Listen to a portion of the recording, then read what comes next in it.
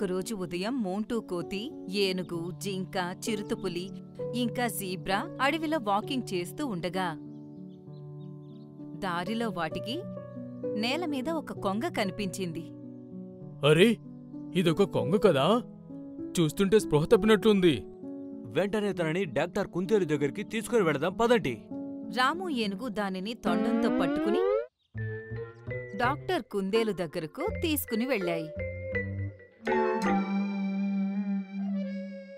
తను కొంగ నుదిటిపైన ఏదో మందు రాసింది. కొద్ది క్షణాల్లోనే కొంగ స్పృహలోకి వచ్చింది. దేవుడికి కోటి దండాలు. నీకేం కాలేదు కదా కొంగ? కొంగ వాటికి ఏ సమాధానం ఇవ్వకుండా ఊరికే అలా చూస్తూ ఉండిపోయింది. అరే కొంగ, నువ్వేం మాట్లాడట్లేదెందుకు? నీకు మాటలు రావా ప్రియమైన కొంగ? ఈ మాట విని కొంగ అవును అని తల ఊపింది. అరే, ఇది చాలా బాధాకరమైన విషయం. సరే వదిలేయండి. ఈ రోజు నుండి మేం నీ స్నేహితులం. మేము నీకు మింకు అని పేరు పెడుతున్నాం, సరేనా? ఈ మాట విని కొంగ నవ్వింది. జంతువులన్నీ తనని వాటితో తీసుకువెళ్ళాయి. నెమ్మది నెమ్మదిగా కొంగ జంతువులన్నింటితో కలిసిపోయింది. ఒకరోజు అడవిలోకి గోల్డీ గద్ద వచ్చింది. అది పండ్లతో నిండిన ఒక బుట్టని దాని కాళ్లతో పట్టుకుని ఉంది. సర్ప్రైజ్! ఎలా ఉన్నారు నా అడవిలో ఉన్న మిత్రులందరూ? అరే గోల్డీ గద్దా, నువ్వు పట్నం నుండి ఎప్పుడొచ్చావు? ఇదిగో ఇప్పుడే వస్తున్నాను. అలాగే మీ అందరి కోసం బహుమతిగా ఈ పండ్లు కూడా తీసుకొచ్చాను.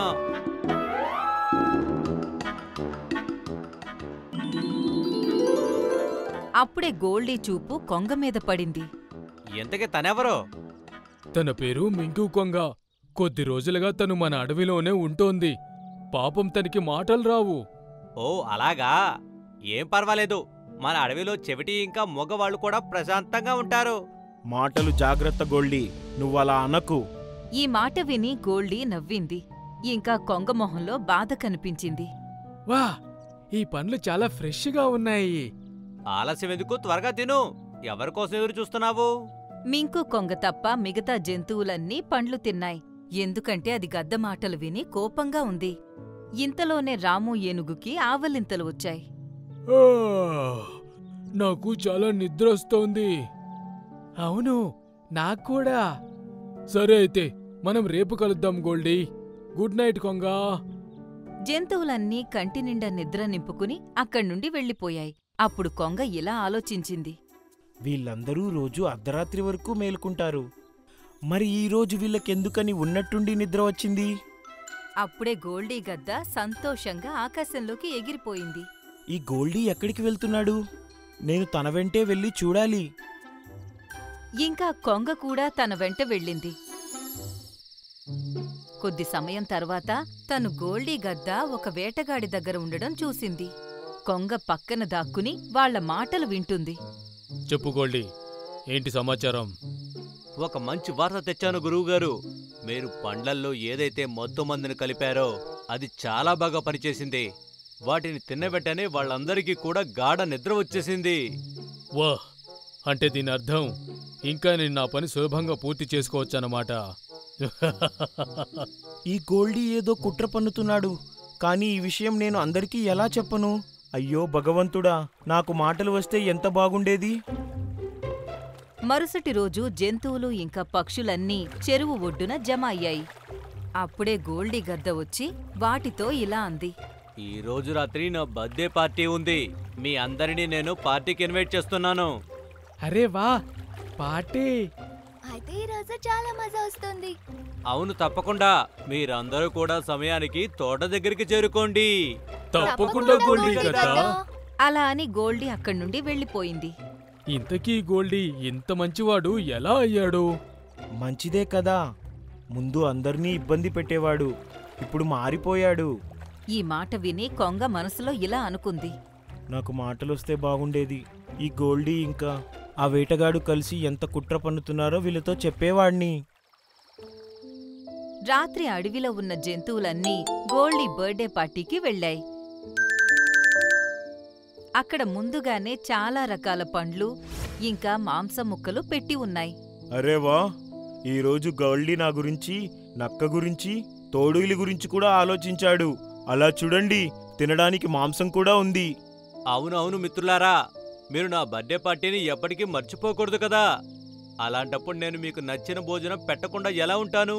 కానీ నాకు మాత్రం ఒక మిరపకాయ మాత్రమే ఉంది. కనీసం 3 కావాలి గోల్డీ. ఈ రోజు రాత్రి మీ అందరికీ ఇదే చివరి పార్టీ. అందుకే కడుపు నిండా తినండి.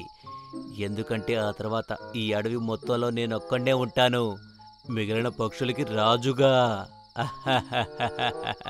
అలాగే మిట్టు, నువ్వు ముందు తినడం మొదలుపెట్టు. నేను ఇప్పుడే వెళ్ళి నీకోసం ఇంకో 2 మిరపకాయలు తెస్తాను. అలా అని గోల్డీ గద్ద అక్కడ్నుండి వెళ్ళిపోయింది. అప్పుడే మింకు కొంగ కూడా అక్కడికి చేరుకుంది. అరే మింకు కొంగ, మంచిదైంది నువ్వు కూడా వచ్చావు. పద, నువ్వు కూడా పార్టీ ఎంజాయ్ చేయి.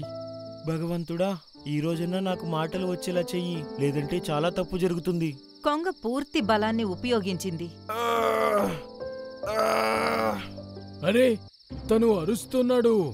ఇంతకీ అతను ఏం చెప్పాలనుకుంటున్నాడు? నేను మాత్రం ఈ మిరపకాయ తింటున్నాను. నాకు చాలా ఆకలిగా ఉంది. చిలుక మిరపకాయ తినబోతూ ఉండగా కొంగ గట్టిగా ప్రయత్నించింది. ఇంకా తన నోటిలో నుండి శబ్దం వచ్చింది. ఆగు మిట్టు, ఆ మిరపకాయని తినకు. అరే కొంగ, నీకు మాటలు వచ్చా? దేవుడి దయ వల్ల నాకు మాటలు వచ్చేశాయి. కానీ ఉన్నట్టుండి నీకు మాటలెలా వచ్చేశాయి? ఏదైనా దుర్ఘటన జరిగి ఎవరికైనా మాటలు పోతే వాళ్ళు పూర్తిగా బలం పెట్టి మాట్లాడడానికి ప్రయత్నిస్తే మాత్రం వాళ్ళకి మాటలు తిరిగి వస్తాయి. కానీ ఎవరైనా ఏదైనా పెద్ద ప్రమాదం ఉన్నప్పుడే ఇంత పెద్ద ప్రయత్నం చేస్తారు. ఆ మనిషి లేదా జంతువు ఏదైనా ముఖ్యమైన విషయం చెప్పడానికి. అవును, చాలా ముఖ్యమైన విషయం చెప్పాలి. మీరందరూ జాగ్రత్తగా వినండి. గద్ద వేటగాడితో కలిసి కుట్ర పన్నుతున్నారు. ఇంకా కొంగ తన కళ్ళతో చూసింది జంతువులన్నింటికీ చెప్పింది. ఆ గోల్డీని మేము వదిలిపెట్టము, రాని తనని. అలా కాదు ఫ్రెండ్స్, ఆ గోల్డీ గద్దకు గుణపాఠం ఎలా చెప్పాలో దానికి నా దగ్గర ఒక ఐడియా ఉంది. కాసేపటి తర్వాత గోల్డీ గద్ద వేటగాణ్ణి తీసుకుని అక్కడికొచ్చి చూస్తే జంతువులన్నీ నేల మీద స్పృహ లేకుండా పడిపోయున్నాయి. ఆహా, మన ప్లాన్ సక్సెస్ అయ్యింది. గురువుగారు, త్వరగా బయటికి రండి. ఇప్పుడు నేను ఈ జంతువులని ట్రక్కులో వేసి సిటీకి ట్రాన్స్పోర్ట్ చేస్తాను. ఇంకా ఆ తర్వాత వీటన్నిటినీ కూడా జూలో పెడతారు. ఇంత తొందర ఎందుకు నీకు వేటగాడా? అప్పుడే గోల్డీ ఇంకా వేటగాడు మింకు కొంగ వాళ్ల ముందుండడం చూశారు. అరే మూగ కొంగ, నీకు మాటలు ఎలా వచ్చేశాయి? నాకు అంతా తెలుసు గోల్డీ. ఈ నిజం అందరి ముందుకు తీసుకురావడానికి దేవుడు నాకు మాటలు వచ్చేలా చేశాడు. అయినా ఇప్పుడు నువ్వు ఏం చేయగలుగుతావు? వాళ్ళందరూ కూడా స్పృహలో లేరు కదా. నువ్వు పొరపాటు పడుతున్నావు. తను అలా అన్న వెంటనే స్పృహ తప్పినట్టు నటిస్తున్న జంతువులన్నీ ఒక్కసారిగా అవి లేచి కూర్చున్నాయి. గోల్డీ గ్రద్ద, నేను నిన్ను ఎప్పటికీ వదిలిపెట్టను. కాకి ఇంకా గద్ద గోల్డీ గద్దను కొట్టడం మొదలుపెట్టాయి. మిగతా జంతువులన్నీ వేటగాడి వెంట పడ్డాయి. కాపాడండి! వేటగాడు వాటి నుండి తప్పించుకోవడానికి ట్రక్లోకి ఎక్కేశాడు. అప్పుడే మోంటూ కోతి డ్రైవింగ్ సీట్లో కూర్చుని ట్రక్ స్టార్ట్ చేసింది. అరే, ఈ ట్రక్ ఎవరు నడుపుతున్నారు? కాపాడండి! మోంటూ కోతి రన్నింగ్ ట్రక్ నుండి దూకేసింది. ట్రక్ నేరుగా వెళ్లి లోయలో పడిపోయింది.